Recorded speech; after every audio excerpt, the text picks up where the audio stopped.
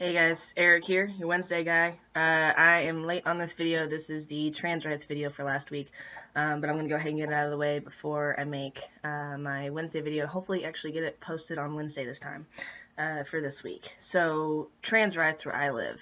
I live in Kentucky, which is, if we're going by Civil War standards, it's a border state. If we're going by current standards, it's definitely southern.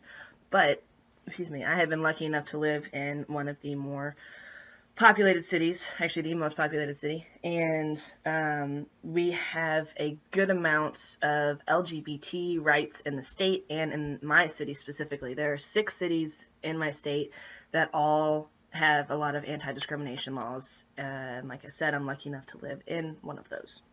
So Kentucky as a whole has rights protecting LGBT in general, but they do specifically state gender identity, transgender nature, stuff like that. So the laws that my state they have since 2008. They've had a public employment anti-discrimination law, so you can't be discriminated against by a public employer for being transgender.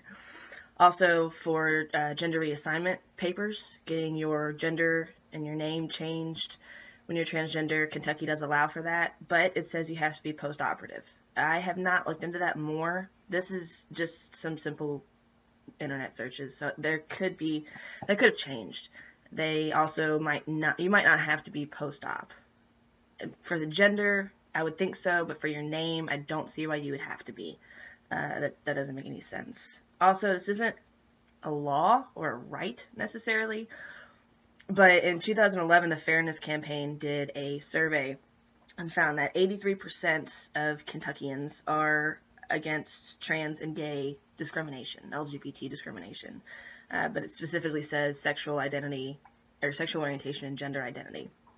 87% were against bullying to these people. So the first one is they're against discrimination for employment and housing and stuff like that. This 87% is against just bullying amongst people.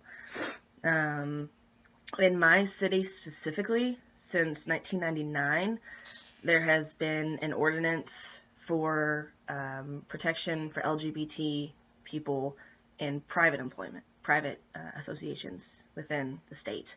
I'm sorry, just within the city. And this is the one where it's my city and 5 other cities. There's 6 of us who have this private employment clause and also a housing clause. They allow, or they don't allow for discrimination when you're applying for housing for sexual orientation or gender identity. The last one, I'm not sure when this one was passed. I can only assume all 3 of these were in 1999 because all 6 of these cities have it together in an ordinance. And it's public accommodations, so restrooms and water fountains and stuff like that. You can't be discriminated against because you're transgender. One, I guess, bad thing about my state in general is they do have hate crime laws for the lesbian and gay community, for the homosexual community. They've got hate crime laws for them, so you can't commit a hate crime against homosexual. But they do not mention anything about transgender people. It's not even an LGBT thing. It's just for your sexual orientation. Hate crimes exist, but for trans people, that's one right that we don't have that I think is really bad and really needs to change.